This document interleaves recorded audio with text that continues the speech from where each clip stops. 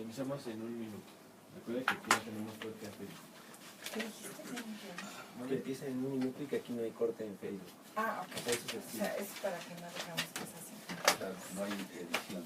No, pasa en vivo y a todo color.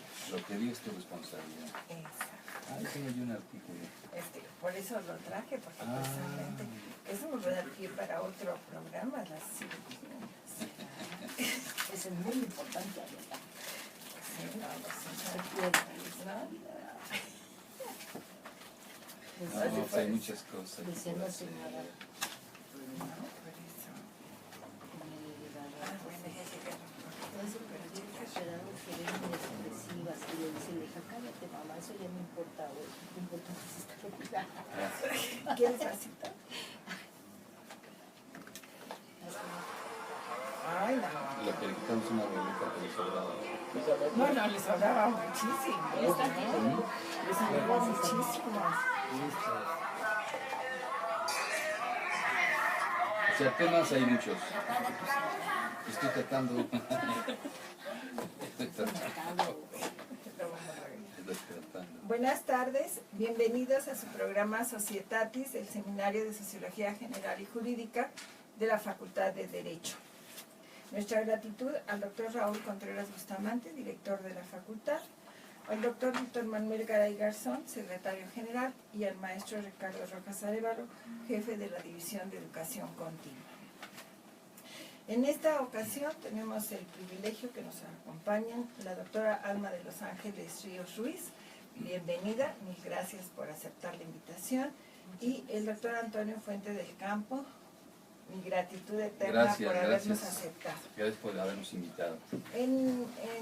Obviamente, nuestra base de la conversación que vamos a tener hoy con nuestros invitados es un libro que ellos acaban de publicar, que lo vamos a enseñar así, no sé si alcancen a ver las letras. Se intitula El derecho humano a la salud frente a la responsabilidad médico-legal, una visión comparada. Y hemos titulado el programa del día de hoy, El derecho humano a la salud y responsabilidad médica, que engloba ambos temas. Para iniciar, voy a ceder el uso de la palabra a la maestra Amparo Apolinar para que nos dé una síntesis. Hemos sintetizado porque tienen unos currículums maravillosos, que yo los felicito, porque son unos currículums que se ve que tienen una vida dedicada a sus actividades profesionales y que sin embargo no han perdido esa calidad humana que los distingue. Entonces vamos a cederle el uso de la palabra a la maestra. Gracias, doctora, muy buenas tardes. Pues voy a empezar con la doctora Alma de los Ángeles Ríos Ruiz. La doctora es licenciada maestra y doctora en Derecho por la Facultad de Derecho de la UNAM, grados que obtuvo con mención honorífica. Tiene estudios de especialización en Derecho Constitucional y Administrativo, estudios de especialización judicial por el Instituto de la Judicatura Federal del Poder Judicial de la Federación. Es investigadora nacional nivel 1 del Sistema Nacional de Investigadores del Consejo Nacional de Ciencia y Tecnología. Es evaluadora acreditada por el Consejo Nacional de Ciencia y Tecnología. En el ámbito profesional se ha desempeñado en muchas instituciones del gobierno, entre ellas destacan como directora del área jurídica del Instituto de Transparencia y Acceso a la Información Pública del municipio de Cuautitlán Izcalli en el Estado de México, directora de análisis y proyectos del Instituto Federal de Acceso a la Información Pública Gubernamental, y bueno, asimismo es muy amplia su experiencia docente. Es profesora de tiempo completo C definitivo por la Facultad de Derecho de la UNAM. Fue jefa de la División de Universidad Abierta en la Facultad de Derecho, en donde bueno, su labor es muy reconocida. Es profesora de la Facultad de Estudios Globales y posgrado en Derecho de la Universidad Anáhuac, México Norte. Y bueno, también ha sido profesora en diversas universidades, en diversas escuelas judiciales del Estado de México. Bienvenida, doctora. Muchas gracias, Amparito, muchas gracias, querida Elsie, por darnos esta oportunidad, gracias a nuestras autoridades. Gracias. Y bueno, el doctor Antonio Fuente del Campo es especialista en cirugía plástica. La mayor parte de su formación fue en el Hospital General de México. Tiene diversos cursos de posgrado en diversas universidades a nivel internacional, como París, Göteborg y Zúrich. Es presidente de la Asociación Mexicana de Cirugía Craneofacial. Es miembro también de 45 sociedades médicas nacionales e internacionales, entre las que destacan la Academia Nacional de Medicina, la Academia Mexicana de Cirugía, la Asociación Mexicana de Cirugía Plástica, Estética y Reconstructiva y otras más. También es miembro honorario de las Sociedades Nacionales de Cirugía Plástica de diversos países, como es Argentina, Brasil, Chile, Colombia, Costa Rica, Ecuador, Finlandia, Guatemala, Nicaragua, Uruguay, Venezuela, en fin, muchísimas más. Es investigador nivel 2 del Sistema Nacional de Investigadores del CONACYT. Y bueno, en el ámbito profesional es cirujano plástico adscrito en el Hospital General de México, donde hemos mencionado la mayor parte de su formación fue ahí. En el Hospital General Dr. Manuel G. González, en donde fue coordinador del área de cirugía craneofacial del Servicio de Cirugía Plástica. También tiene una amplia experiencia en el ámbito docente. Ha sido profesor en más de 130 cursos en 29 países. Imparte cursos para la American Society of Plastic Surgeons en su congreso anual. Diversos cursos en el Congreso Anual de la American Society for Aesthetic Plastic Surgery. Ha impartido más de 600 conferencias, ha organizado y dirigido más de 56 eventos educativos, tanto a nivel nacional como internacional, en el ámbito de su especialidad. Es profesor huésped en diversas universidades, ha realizado diversas cirugías de demostración con fines académicos. Y bueno, derivado de su labor, pues ha sido recipiendario de diversas distinciones y reconocimientos, tanto por trayectoria profesional, producción científica, por sus contribuciones para el avance de la cirugía plástica y por supuesto por actividades docentes internacionales. Bienvenido, doctor. Qué amable, gracias. Pues como puede ver y escuchar nuestro auditorio, estamos en presencia de dos muy destacados.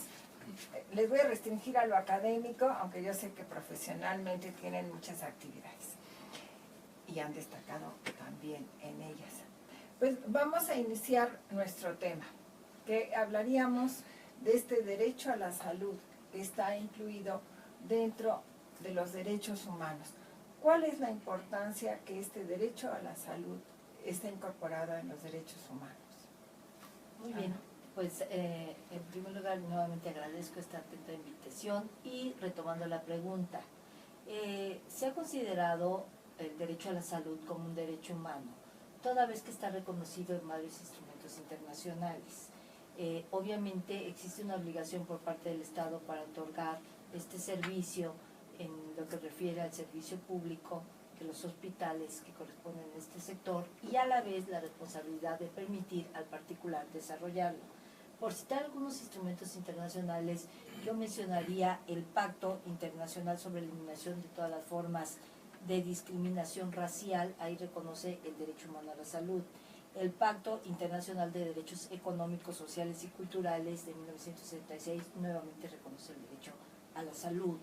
En la Declaración Universal de los Derechos Humanos, la Convención de los Derechos de las Personas con Capacidad Diferente o Discapacidad, por citar algunos cuantos ejemplos, ¿no? Nuestra Constitución en el artículo 4 reconoce este derecho a la salud. Ahora, cuando hablamos en principio de este derecho a la salud, que es responsabilidad del Estado y que obviamente es el momento en que se entra en contacto con el médico. El médico, que es un profesionista que, como bien sabemos todos, quizás es el que más años tiene que dedicar o toda la vida le dedica a estar en cursos, en actualizarse, pero diríamos que en principio pues los demás, hablaríamos del caso de nosotros, de la licenciatura en Derecho, son 5 años. Entiendo que para médicos casi es el doble, ¿no? Sobre 10 años que tienen que dedicar a esto. Entonces, cuando llegan los pacientes con el médico, ¿de qué manera ustedes están involucrados en este derecho humano a la salud? Doctor. Gracias por la invitación una vez más, gracias por este importante foro que nos ofrecen para comunicarnos con su público. El médico, desde su formación, desde concepción filosófica esté involucrado en la salud del paciente. De otra manera, no tendría sentido ni siquiera iniciar el estudio del tema. El que esto se haya administrado, se haya legalizado, se haya formalizado es fantástico, pero esto no ha cambiado para nada el enfoque del médico cuando atiende a un paciente. El paciente, independientemente de cuál sea su problema, si es médico o quirúrgico, nuestra primera intención y la meta más importante es lograr su salud. Claro. Ahora, aquí tendríamos que hacer referencia, que partimos del hecho de que los médicos actúan con una ética y respetando a sus derechos humanos, pero a mí me gustaría preguntarle si hay una diferencia importante entre las instituciones públicas y las instituciones privadas. Porque me refiero a esto porque en la práctica privada como que el paciente elige, ¿no? Ya sea por tus recomendaciones, porque alguien te dice que el doctor es excelente, etcétera, pero en las instituciones públicas pues tendremos que decir que es el que le toca, ¿no? Entonces, creo que esto sí implicaría un trato diferente o no. ¿Usted qué piensa? La pregunta es básicamente de tipo administrativo. En una institución de salud pública, llámese seguro, ISSSTE, salubridad, es cierto, el paciente llega y con mucha frecuencia no puede elegir a su médico. Donde no hay diferencia es que tanto el médico asistencial de una institución pública como el médico privado tienen como meta principal curar a su paciente, darle la mejor atención posible. Hay una situación que no podemos dejar de considerar. Una cosa es la intención del médico y otra cosa es las posibilidades que tiene de lograr su meta. En una institución privada uno tiene menos pacientes, le puede dedicar al paciente el tiempo que requiere, tanto como haga falta, puede solicitarle todos los estudios y el material que se requiera para su atención. A nivel público, no siempre podemos darle el tiempo que el paciente requiere, porque generalmente estamos saturados de pacientes. Y todos los pacientes bajo esa etiqueta de derechos humanos exigen el mayor tiempo posible. Imposible dedicarles todo el tiempo que requieren cuando el día tiene un número de horas limitado. Y el otro aspecto es que no contamos en muchas de las instituciones con el material necesario para poder llevar a cabo nuestra labor con propiedad. Y no es un problema administrativo, es un problema económico. Nos enfrentamos, a pesar de una serie de situaciones que se han inventado para tratar de proporcionar o hacer como que se proporciona un buen servicio de salud, en realidad tenemos muchas carencias. Y ante eso, ¿cómo le hacemos? En las instituciones, cuando el médico quiere lograr una meta, un propósito, tiene que llevar su propio instrumental, porque el hospital no se lo proporciona. Y si uno no lo lleva, no hay manera de atender a ese paciente adecuadamente. Hay pacientes a los que hay que pedirles sus suturas, porque la institución no tiene suturas. Hay que mandarlos a que se hagan sus estudios a un laboratorio periférico, porque el hospital no tiene recursos económicos para solventar ese gasto. Entonces, ahí la calidad de la atención al paciente no depende de la intención del médico, depende de las capacidades de la institución. Y ese es un problema que se presenta con alguna frecuencia en las instituciones, que ante un mal resultado el paciente demanda al médico o a la institución. Y el médico, pues a la institución medio lo ayuda a que se defienda, pero lo dejan solo con su responsabilidad. De hecho, no contratan a nadie que no tenga un seguro de gastos para mala práctica o para casos de accidentes médicos, para que ellos se desentiendan de ese tema. Yo quisiera hablar en este aspecto, en el sentido de que tenemos dos posturas, la disponibilidad y la accesibilidad. La disponibilidad es cuántos hospitales del sector público pueden atender una demanda de una Ciudad de México con más de 22 millones de personas. Y además programas de salud, tomando en cuenta que nuestro país es el que más índices de obesidad tiene a nivel mundial, de diabetes, de toda una serie de enfermedades que por hoy golpean a nuestra población. y lo accesible, retomando lo que dice el doctor Fuente del Campo, tanto en el aspecto económico, en el aspecto físico y en el aspecto de información. ¿Cuánto sabe un paciente, por ejemplo, en el sector público, del médico que lo va a tratar? La verdad no sabe nada, llega con su carnet, está esperando una ficha, si bien le va por decir algo que hace poco mi esposo y yo comentábamos que la mayoría de los pacientes prefieren ir a las farmacias, estas donde obtienen una consulta médica gratuita por una receta, misma que tienen que adquirir en la farmacia. Y atienden el mismo número de pacientes que el Instituto Mexicano del Seguro Social. Sí, acaban de salir las estadísticas. Sí. Hace O sea, una semana y media. Sí, es impresionante. realmente un médico te atiende desde una gripa hasta, no sabemos, a lo mejor unos indicios de alguna enfermedad de cáncer. O sea, el médico no es especialista, es un médico general que empieza incluso en la misma práctica y tiene que otorgar este servicio. Vamos a hacer un corte brevísimo y regresamos con ustedes porque nos ha dejado muy motivados. Gracias. Necesitamos que nos muevan. Continuamos en 2 minutos. Porque no se ve la maestra. La cortaron. Es que una silla. Pues sí. Necesita abrir el lente, no sé si se puede dar a Porque es abrirla. que si le hacemos así ya no se ve. Sí. A ver, ¿por qué O yo no nos me pego más? compactamos, ¿no? Exacto. A ver, Para que nos vamos. veamos un poco. Nos hacen esa cirugía. No, Yo ni siquiera mi marido. ese tema tenemos Te he que... echado el ojo, ya te reservé. Más vale que no... Ya como los Que no perrillos. tengan buenos pensamientos. Ya como los perrillos. ¿Sí Ahí. cabemos? No. Sí, Ay, sí, ¿sí? sí, sí, sí. Si no nos compactamos.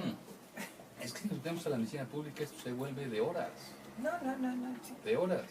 No, pero al final eso, ¿no? Es decir, no están, no tienen los instrumentos los hospitales y además llegas y por ejemplo, hoy te atiende Juan, mañana te atiende Pedro. Eso genera mucha desconfianza, Claro. mucha inseguridad, Claro, aunque por todos sean muy supuesto. buenos. Sí, claro, sí, no Porque si a un dudamos. médico le platiqué de mi problema y que no tengo que repetírselo, y Ujú. con el tercero otra vez, digo, bueno, ¿qué estoy haciendo yo aquí? Sí, porque además los criterios pueden ser totalmente distintos. Pero también hay otro asunto de lo que mencionaba Alma ahorita. Muchos de nosotros nos sentimos disque enfermos y vamos al doctor Simi y nos da una No, es que eso aspirina. es terrible, ¿no? Pero nos da una aspirina porque no necesitamos otra cosa. Nuestra baja cultura nos asusta de cualquier manifestación y vamos por cualquier tontería y nos queremos recetar todo el tiempo por un dolor de oreja porque ya amaneció adolorido el pie y ahí vamos al doctor. El 80% de las consultas son estúpidas, son insignificantes, por eso esta gente las saca. Pero si te llega un paciente con un problema que está manifestando un síntoma incipiente de un tumor, no le va a atinar. Te manda una aspirina, te vas a tu casa y está dejando crecer el tumor. Claro, nada más porque te ven nada más de frente, digamos, ¿no? No, Yo creo pero- que ni te 22 en auscultan, 10 segundos. ni te ausculta ¿Cuál es la correctamente, capacidad del ¿no? médico que acepta una salario? Es que eso, sí, partiríamos de ahí, indiscutiblemente. Regresamos con ustedes siguiendo el criterio de nuestro programa, que nos permitimos recomendarles películas vinculadas al tema que estamos tratando. Les cedo el uso de la palabra a la maestra Amparo para que nos dé las recomendaciones del día de hoy. Muchas gracias, doctora. Bueno, nuestras primeras recomendaciones van precisamente sobre la temática que estamos tocando, en específico sobre el médico. Y bueno, una de las recomendaciones es la película Manos Milagrosas, que es la historia de Ben Carson. Este drama de 2009 es protagonizada por Cuba Gooding Jr. y bueno, nos narra precisamente la vida del mundialmente conocido neurocirujano Ben Carson. Él obviamente tuvo que luchar contra corriente para ser un miembro destacado y funcional de la sociedad y pese a eso, a sus 33 años consiguió el cargo de director de la sección de neurocirugía pediátrica del Hospital Johns Hopkins en Nueva York y bueno, operó con éxito a muchísimos niños que otros médicos se negaban a operar. Y la otra recomendación es Concussion o La Verdad Oculta, que también es un drama de 2015 protagonizada por Will Smith. Y bueno, en esta película nos muestra la historia del doctor Bennett Omalu, que quien descubrió, ¿verdad?, las consecuencias de las prácticas que tenían los jugadores de fútbol americano. Él durante sus investigaciones se dio cuenta, ¿verdad?, que los golpes que sufren los jugadores de fútbol americano pues tienen consecuencias a largo plazo. Y bueno, dentro de sus descubrimientos pues está la encefalopatía traumática crónica, que se atribuye especialmente a los jugadores de fútbol. Es decir, las lesiones que sufren o los golpes que sufren en cada juego van a tener repercusiones a largo plazo, ¿no?, que van a empezar principalmente con cuestiones de brotes psicóticos, demencia, y en algunos casos pueden llevar al suicidio. Esas son nuestras primeras recomendaciones. Gracias.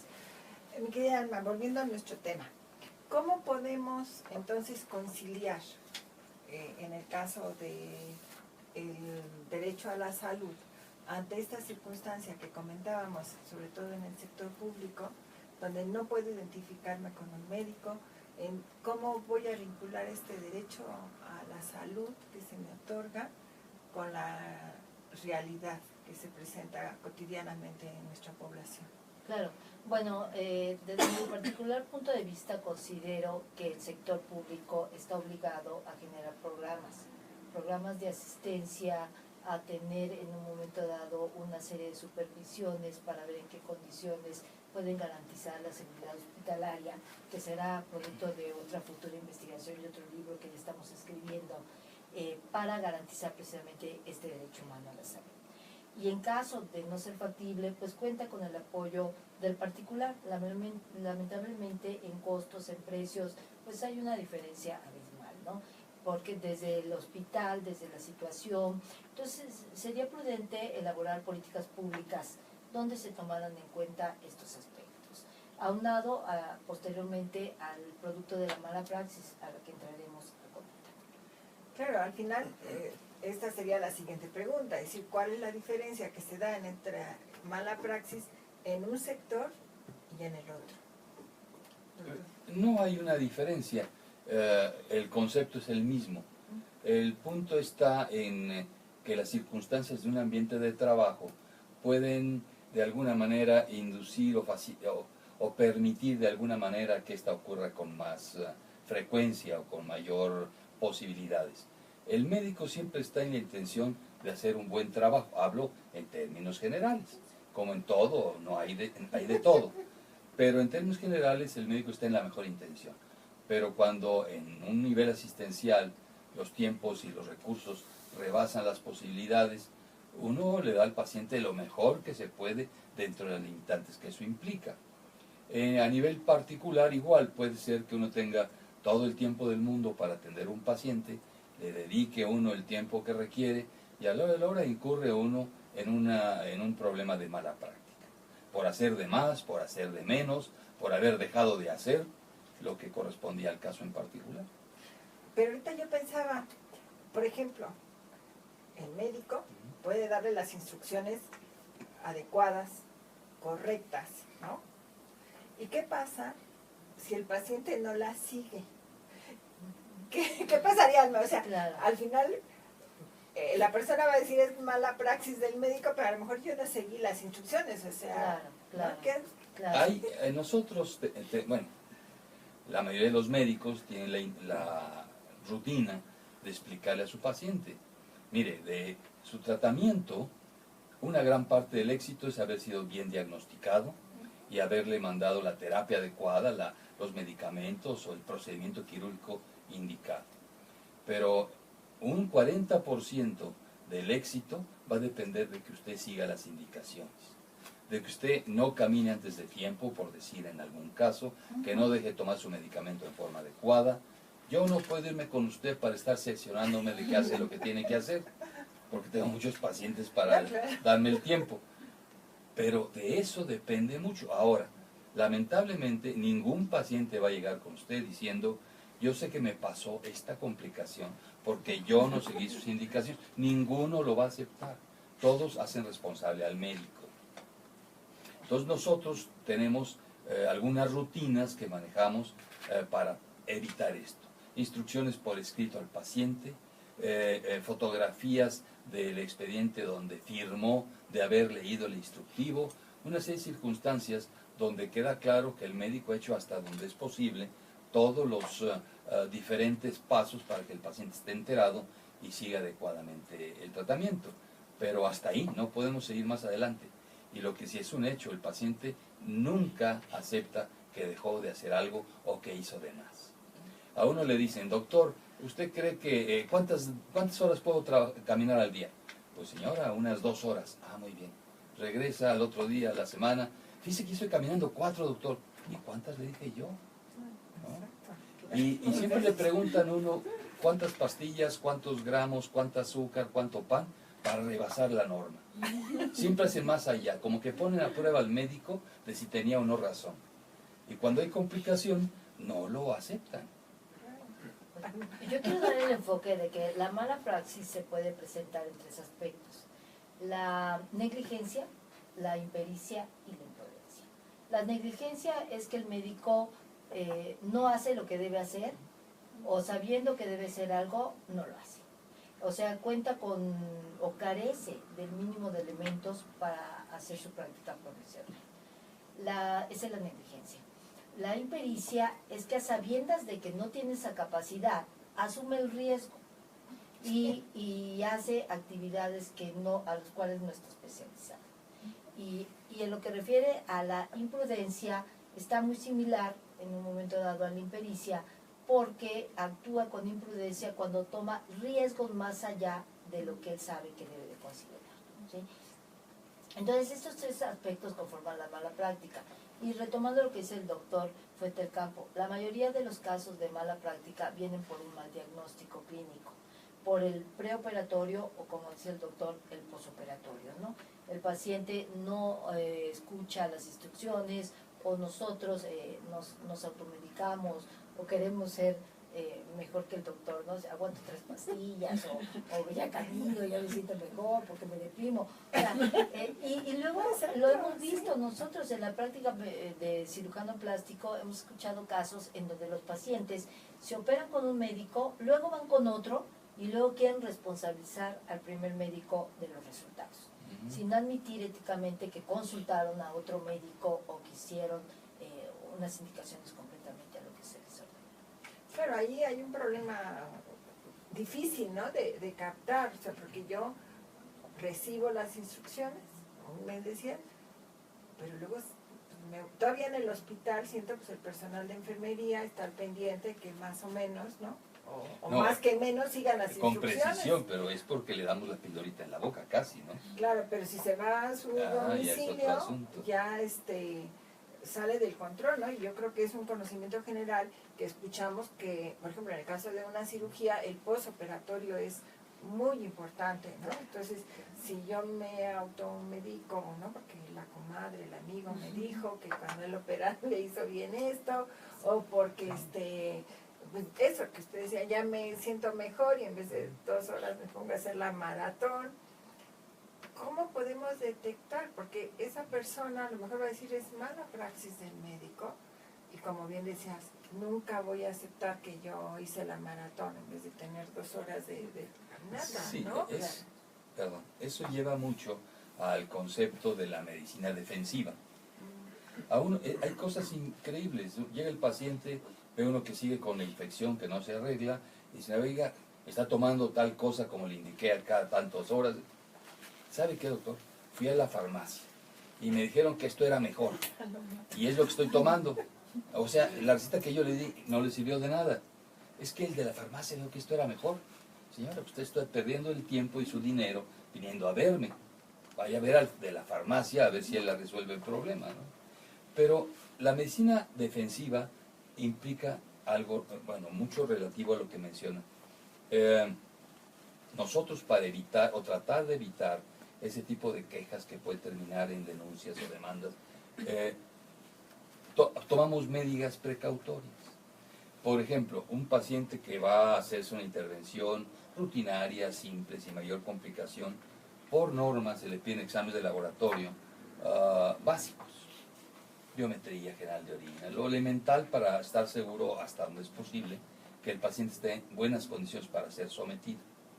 Pero hay unos médicos que dicen, no, yo le voy a pedir bilirrubina, transglutaminasas, esto, lo otro, VH, todo, porque no sea que después, algún día, desarrolle un problema y digan que por qué yo no se los pedí en su momento.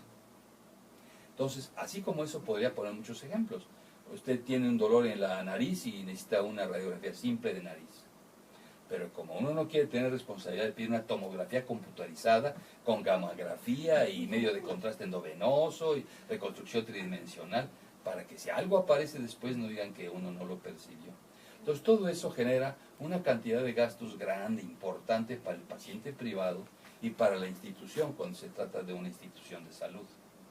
Todo esto porque los pacientes no se conforman con ir al médico y decirle, ¿sabe qué?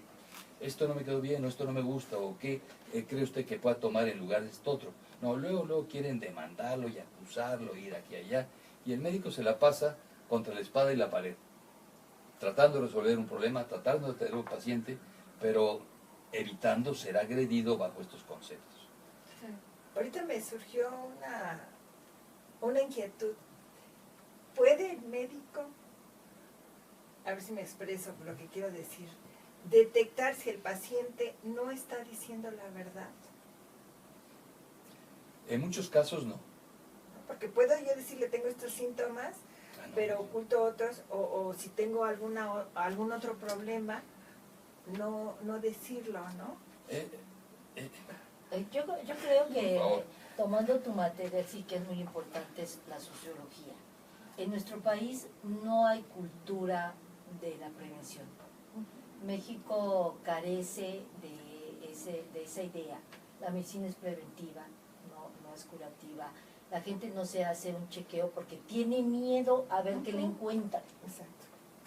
Entonces, cuando ya llegan en una situación muy avanzada, pues yo creo que es donde precisamente el médico tiene ese conflicto entre su actuar como médico y lo que genera el paciente, ¿no? El conflicto. Estamos muy animados, pero el tiempo es nuestro rector y vamos a una pausa, regresamos enseguida con ustedes. ¿No? Porque precisamente eso de que una segunda opinión y eso... A ver, se la pongo así. Esa. Yo tengo un paciente, ¿no? No le echo nada o le opero X cosa. Ella me dice que le duele. ¿Cómo le demuestra que no hay dolor? Exacto, sí. Y esa es una de las causas más frecuentes de que los pacientes prolongan sus incapacidades y no es posible demostrar que mienten. No existe una prueba para demostrar que a alguien no le El duele. detector de mentiras. No, lo pueden ejecutar y le sigue diciendo que le duele. Claro, ¿No?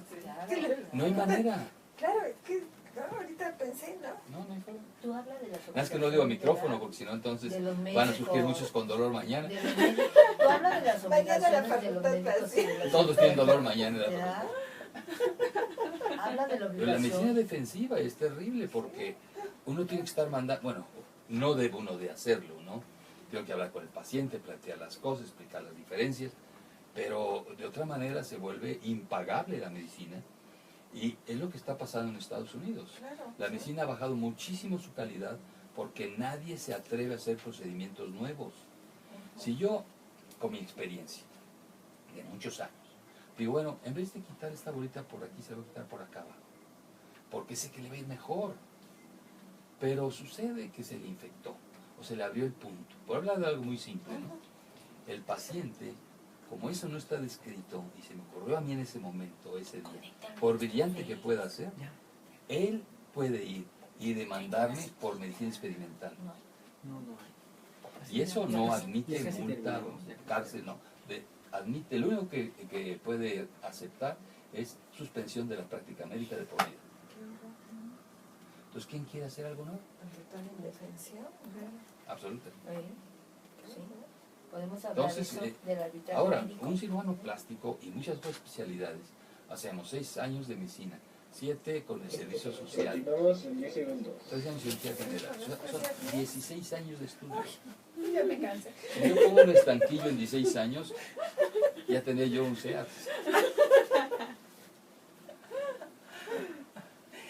Regresamos nuevamente con ustedes y cedo el uso de la palabra a la maestra Amparo para sus recomendaciones.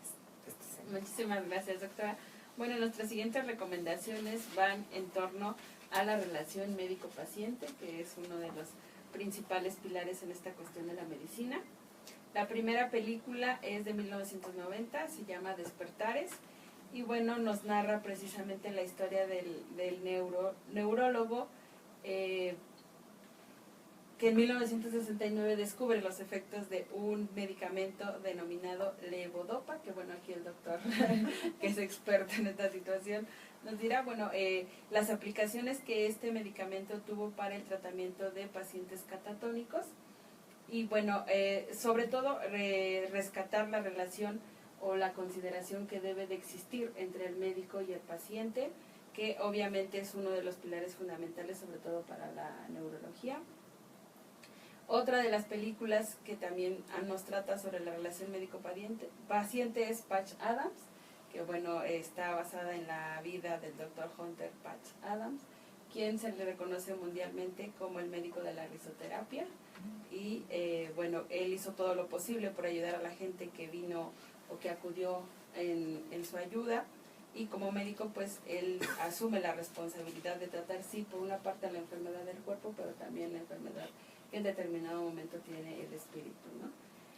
Y bueno, nuestra última recomendación pues es una película mexicana que todos identificarán, que es El Señor Doctor, que fue protagonizada por Mario Moreno Cantinflas y que también nos habla de esta responsabilidad del médico, ¿no? Sí, por una parte todos los esfuerzos que tienen que hacer por recuperar la salud, pero también por el ánimo del paciente.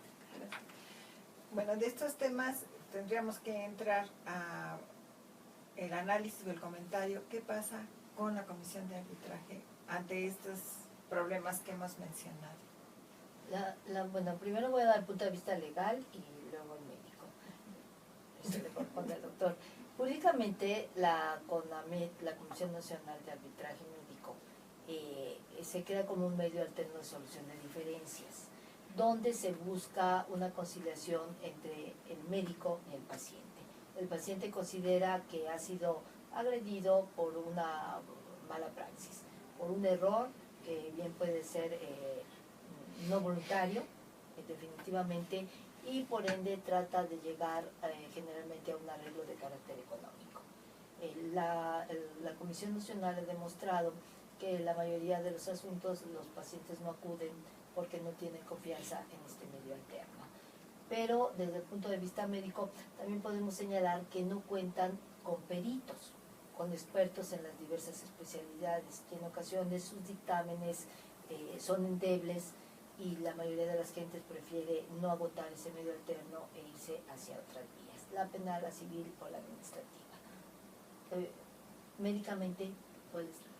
Yo creo que es un excelente medio para que los pacientes puedan expresar sus quejas y sus sentires en relación a un tratamiento que consideran inadecuado. El problema, como dijo la licenciada Ríos, es que en cirugía plástica, por ejemplo, no cuentan con peritos. Entonces, cualquier cosa que hagan van a establecer un caso endeble que no van a ganar nunca, porque no tienen una opinión de un especialista. Ahora, para el paciente en general resulta muy conveniente, porque es un lugar donde no les va a costar, donde se pueden ir a quejar, y si logran convencer al médico, algo van a obtener de regreso, ¿verdad? Pero, aparte de eso, no logra ninguna otra cosa. Cuando ese paciente, en ese ambiente de la CONAMED, se trata más que nada de que el quejoso y el aquejado se pongan de acuerdo para definir las diferencias, conciliar sus intereses y que se termine el problema de una forma o de otra. Cuando esto no ocurre, porque el médico sabe que actuó bien y que no hay razón para ser aquejado, entonces se acaba el asunto en la CONAMED y tiene que pasar a otra instancia. Y ahí es donde el paciente ya lo piensa, porque ahí sí le va a costar. Dice, no, yo ya no voy aquí, yo no voy allá, porque va a costar tiempo, se va a ir a meses o años el asunto, me va a costar dinero, y ahí se acaba el problema, ¿no? Entonces tiene un efecto limitado. Lo que sí es cierto es que le quitó a las instancias legales un montón de chamba de cosas que en realidad no merecen mucha atención. Y no lo digo en el sentido de que no merezcan respeto a sus pacientes. Lo digo en el sentido de que muchas veces se quejan de situaciones totalmente banales, que no tienen relevancia y que ocupan el tiempo de mucho personal. Sí, porque si retomemos lo que decíamos al principio, si la institución de salud no tiene los medicamentos, ¿no? O requiero X medicamento especializado, ¿no? Que no esté dentro del cuadro básico, ¿no? Entonces, pues aunque yo haga la denuncia, incorporar un medicamento al cuadro básico tiene un procedimiento bastante largo, ¿no? Entonces, bueno, eso ya es otro asunto que no quisiera yo tocar, porque ahí entran muchos intereses, ¿no? Involucrados. no, pero sí, Pero estamos hablando... en campus universitario. Claro. Sí, pero hay bocinas abiertas. Yo aquí quiero puntualizar en este libro que gentilmente nos has hecho favor de presentar, en la página 136 mejor dicho, viene cuáles son las autoridades presuntamente responsables de una mala práctica. Y obviamente estas autoridades difícilmente se van hacia la CONAMED, se van a otras instancias. El IMSS es la número uno, lugar, ¿no? exacto, la Secretaría de la Defensa Nacional, la Procuraduría General de la República, la Policía Federal, la Secretaría de Educación Pública, obviamente sus respectivas partes de médicos, ¿no? En ese orden de ideas vamos, en donde incluso algunos autores han escrito de cómo demandar al IMSS, cómo demandar al ISSSTE, ¿sí? Casi teniendo machotes, teniendo, unas cuestiones de que no requieran incluso el asesoramiento de un abogado, ¿no? Para tratar de ubicar su pretensión y su respectiva reclamación, ¿no? Perdón. No. En este aspecto, mucho influye el conocimiento del público sobre los temas. Es un nivel social, cognitivo, cultural, etc. Yo me acuerdo hace ya muchos años, me llamó la CONAMED porque tenía yo una demanda, una queja, y yo, pues, ignorante de todo esto, me pasé 8 días que no dormía porque dije, bueno, me van a meter al tanque, ¿no? ¿Quién sabe qué se tratará el asunto?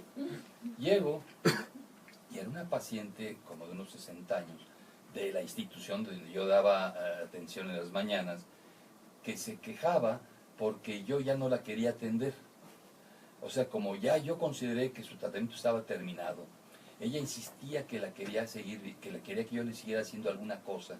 La derivé a mis residentes para que ellos le dieran la atención adecuada, no se sintiera abandonada. Ah, no, ella quería que yo la siguiera atendiendo. Entonces le digo, bueno señora, mire, me parece mala idea, porque supongamos que el juez de la Suprema Corte de Justicia decida que la tengo que atender, ¿con qué gusto cree usted que lo voy a hacer? Simplemente ese punto, aunque yo quiera ser muy decente, muy ético, pues ya no lo voy a ver con el mismo gusto que la veía antes, ¿no? Es parte normal de la naturaleza humana. Y eso ocurre mucho con las quejas, el tipo de quejas que plasman en esa institución. Queremos nuestro médico particular, como era en los 50, ahora que hasta acudían a la casa y había una relación, digamos, familiar, ¿no? O muy estrecha, si no podemos decir, pero obviamente las circunstancias de la sociedad han cambiado. Tengo tantas preguntas, pero voy a hacer un paréntesis porque voy a comprometer al doctor Fuente de que nos acompañe de acuerdo a su agenda en otro momento, porque yo les quiero comentar que precisamente la Gaceta de esta semana viene una entrevista que le han hecho sobre las cirugías riesgosas y que él afirma médicos improvisados hacen peligrosas las intervenciones estéticas, que nos da más de tema para, y yo lo voy a comprometer a que nos diga, porque ese es un tema que a todos nos interesa, porque de lo que yo leí, pues ya los jóvenes y los señores que antes no entraban en este campo de las cirugías estéticas, se ha incrementado, entonces ya estamos casi aquí iguales. Sí, casi un 10% leí que ya son de los hombres, ¿no? Entonces ya también, o más. Y los cosméticos, por ejemplo, eso sí está estadísticamente que los hombres están comprando más cosméticos que las mujeres, ¿verdad? Es posible. Yo no soy cliente, pero es posible que haya algunos que sí. Yo veo compañeros que se depilan las cejas, me llama la atención ese concepto estético, porque en mi época era impensable, ¿no? De hecho, cuando los veo que se las depilan, me hace dudar de su genética. Es increíble, pero este tema es muy importante.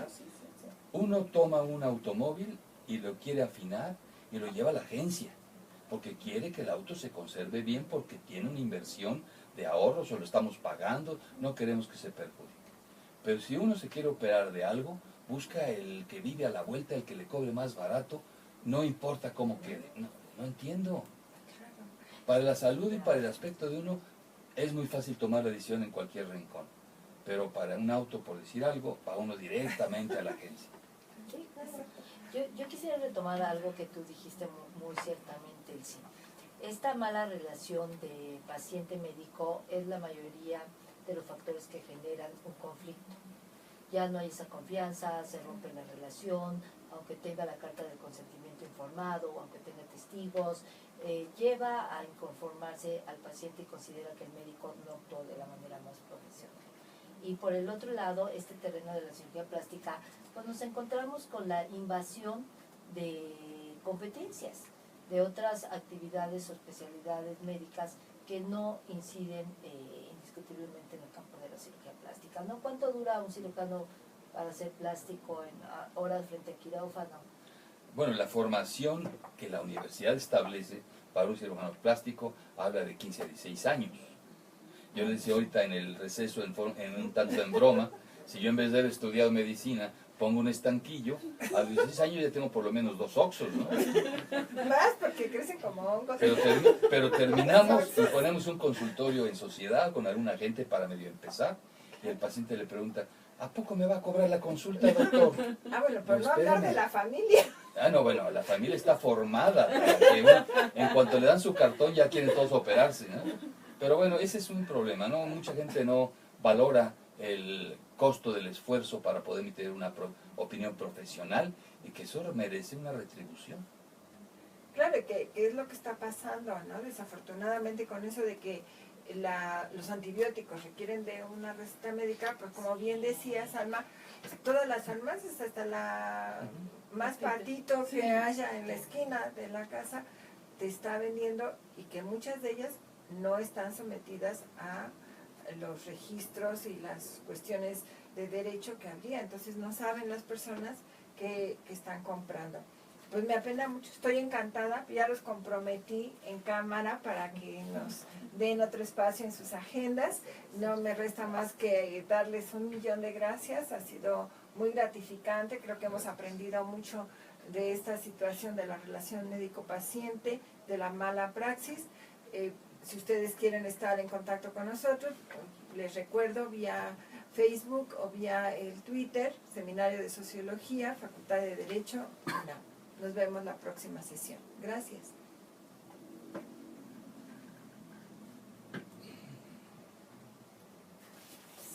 Lo voy a comprometer. Sí, que venga a hablarte de las cirugías plásticas. plásticas, Sí, ese tema a todos nos interesa. Del botox, de las gentes que se inyectan aceite en la cara.